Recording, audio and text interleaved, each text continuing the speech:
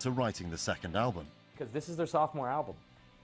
And it could, you know, if it dives, it dives, and that's your sophomore slump, and it's really hard to recover from a sophomore slump.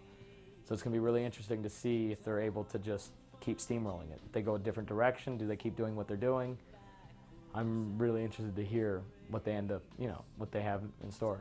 They have a lot of pressure on them. They've got a platinum album out there. They've got millions of fans around the world, and they have a new album coming up. I don't know how much pressure is being put on them from outside, and I don't know how much pressure they're putting on themselves right now. But if they can let all of that go and just make their art, Ryan is an incredible writer, so if he can stay present to himself and just write, I think the album will be brilliant. But I'm sure that the new record is going to be a lot more like the last song on the record, with the cellos and the strings and everything. I'm sure it's going to be a great record. I think their next album is going to be huge, for sure.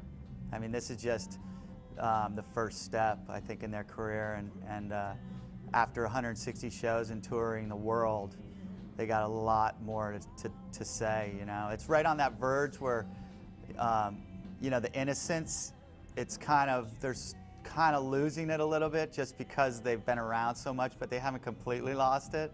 So I think this is the perfect time for a great album. I think they can write another incredible album, and I think it'll be completely different. I expect it to be completely different. The success of Panic at the Disco put the spotlight on Las Vegas and the wealth of talent in the music scene. Many felt this would enable the City of Sin to carve out a new image. The music scene in Vegas was really awful a couple of years ago. It started to pick up steam because you have the Killers, you Panic at the Disco came in, and Panic at the Disco kind of really opened up the floodgates. Labels now were actually looking in Las Vegas as opposed to just never. Before, there was no one here. You had to go have a meeting in LA or go try to pool someone from another city to come to your show in Vegas. Panic at the Disco has now become sort of like an icon of Las Vegas in a lot of ways. So. I don't think I've ever seen a band go, you know, as fast and as far as they've gone in such a short period of time. I mean, it's unheard of to be 2 sold-out shows at Madison Square Garden within your first year of touring, you know, putting a band together. I think it's just like the technology and the youth, it kind of all met at a perfect time for them. You know, they're that 1 in a million band. A lot of people wrote them off saying, yeah, they're not going to go anywhere, you know, they got signed, it's happened before, they're done. But then they blew up. And, you know, next thing you know, they're on MTV, next thing you know, they're going platinum. I didn't realize how big we were, honestly, until it was like I was out of the band. When I saw it from an outside view, I was like, holy shit. Because when I was in the band, I didn't have like this idea that we were this huge rock band. I was just like, we were in a band, you know. I still saw it as that. And then once I was out of the band, I was like, wow. Because, you know, I wasn't on tour. I wasn't in that life every day. I didn't see it. And then I come home and I see the video on every 5 seconds. And like I'll walk into the bank and the song's on. Or I'll go into Porta Subs to get a sandwich. And it's like everywhere.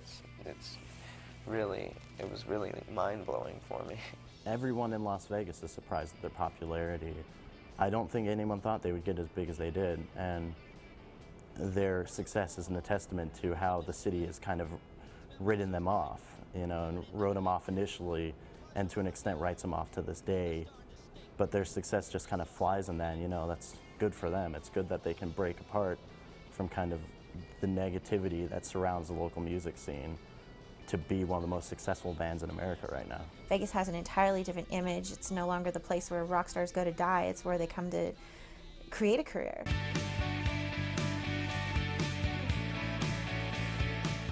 Panic at the Disco's accelerated rise to fame, their youth, image, and musical direction has provoked much discussion and controversy. With a new album just around the corner, the future looks positive for Panic at the Disco. You know, once you're big and once you're hot, you know, it's easy to stay up there, I think, and it's kind of, especially being so young and having so much potential and energy and everything. A lot of kids are, you know, they're into it, and this is kind of what's selling right now, and I think that they'll be around for a while. I wouldn't be surprised. You know, I know I've heard different things with member changes and everything, but they have kind of stuck to it, and you know, they have the kind of dedication that it takes to stay with it. The interesting thing to see now will be how they handle the pressure of this massive amount of fame that has literally come in 1 year. It's 1 year. If their first year of doing what they do is any you know, indication of what's to come for them, they've got some great stories ahead of them. Some, you know,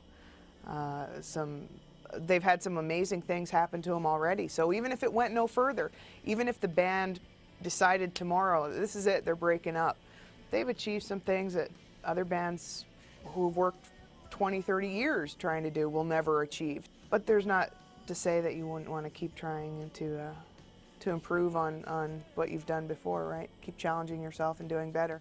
So being with them and watching how effortlessly everything happens for them, it's effortless. It really is, being around them, because they're not working it. They're not. They're just desiring and saying yes when it arrives. I really believe that they have something in the music based on who they are as people that is timeless. And I think they're going to continue to bring that more and more. I didn't see them kind of affected by the fame in a negative way. I feel like it only made them go deeper into themselves and step up to the plate and say, we are going to bring something really good the next time around. And they're hard workers. They are hard workers. That is one really thing that I respected about them a lot, is they didn't slack off. They, you know, Brendan would be doing his vocal warm-ups every night before the show, hardcore. You know, Ryan was spending time thinking about lyrics and coming up with ideas for the next thing, and Spencer was always, you know, it was like a very strong work ethic. So with their artistic sensibilities and the work ethic involved and their good hearts, I don't think they can go wrong. From the time that they came into the studio, their musicianship and their showmanship had grown exponentially to a level that is just unbelievable. I think they did something different. They did something that not a lot of people really had the guts to do, because it just seems kind of odd to stick some of the things they did together. Because they went dance, and a lot of people are like, well, that's looked down upon in rock, because now you're weak. You're not like rock. And you know, he went full out pop, but still kept rock elements. Thinking of them in the studio, you know, playing around, you would kind of hear like bits and pieces of songs, and then they'd stop and you'd hear the keyboard stuff, some of their intros going on, and they were kind of piecing things together. And but then to hear the complete recording and to see them progress to the Orleans, you know, and Madison Square Garden and all that stuff, and to turn the TV on New Year's Eve and they were playing on the Carson Daly show, that's huge. A lot of the bands that have knocked them, you know, for their success or their, you know, lack of paying their dues or whatever, a lot of bands that have paid their dues have now sort of ripped off some of the stuff they're doing, which to me is brilliant. You know, I think that's justice. You know, at the end of the day, you know, they sold records, they did what they wanted to do, and they're having a good time doing it. I mean, I don't know what you can knock about that.